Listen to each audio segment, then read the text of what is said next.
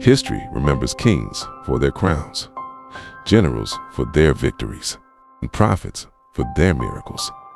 But one man is remembered for something far stranger, a warrior whose greatest weapon wasn't a sword, but his uncut hair. This is the extraordinary story of Samson, the strongest man in the Bible, and the tragic choices that brought him to his knees. Long before Samson took his first breath, God had already chosen him. An angel appeared to his mother with an astonishing message. Her son would be dedicated to God from birth. He would live as a Nazirite, a man set apart for a divine purpose, as a sign of that covenant. No razor was ever to touch his hair. This was not an ordinary child. He was born to deliver Israel from the oppression of the Philistines, who had ruled over God's people for 40 long years. As Samson grew, so did the power of God upon him. One day, while traveling through the vineyards of Timnah, a young lion suddenly charged at him. There were no soldiers to help him. There were no weapons to defend himself. Only the Spirit of the Lord came upon him with overwhelming power. Samson seized the lion with his bare hands and tore it apart as easily as someone might tear a young goat. News of his strength spread like wildfire. But Samson's greatest battles were never against wild animals or enemy armies. They were against his own desires.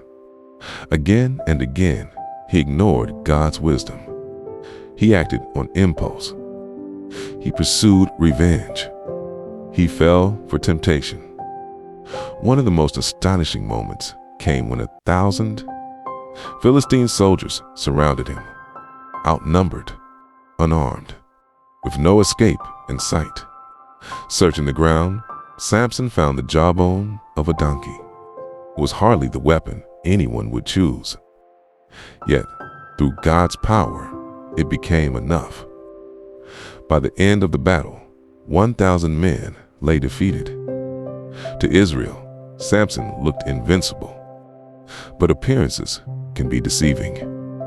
The strongest man in the nation carried a weakness hidden deep within his heart. That weakness had a name: Delilah. The Philistine rulers secretly approached her with an irresistible offer: discover the source of Samson's strength, and she would receive a fortune. Delilah asked him the same question again, and again, and again.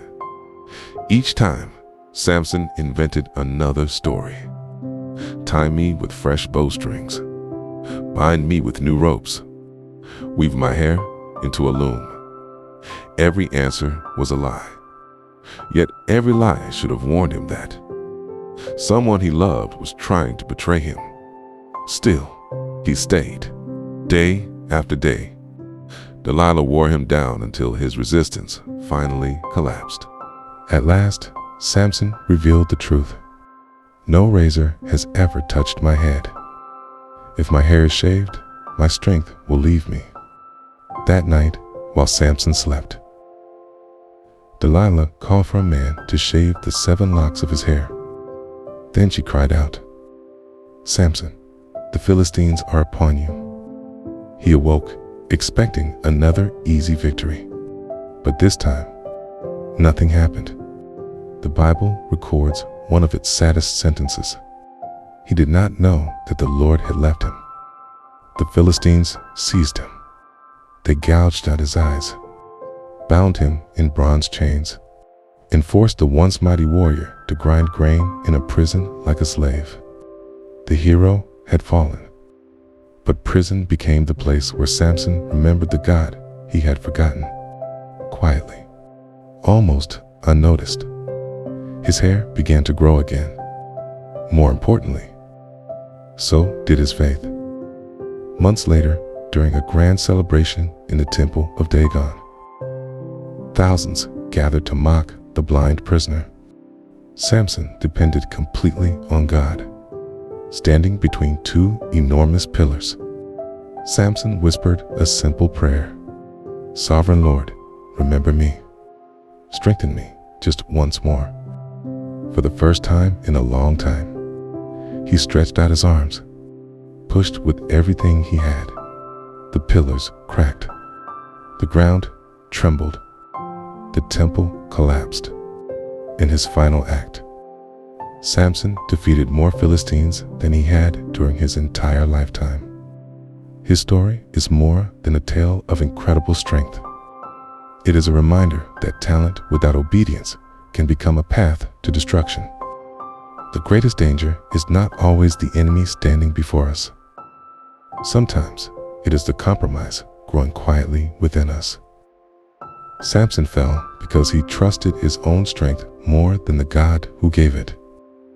Yet, even after failure, God's mercy reached him one last time.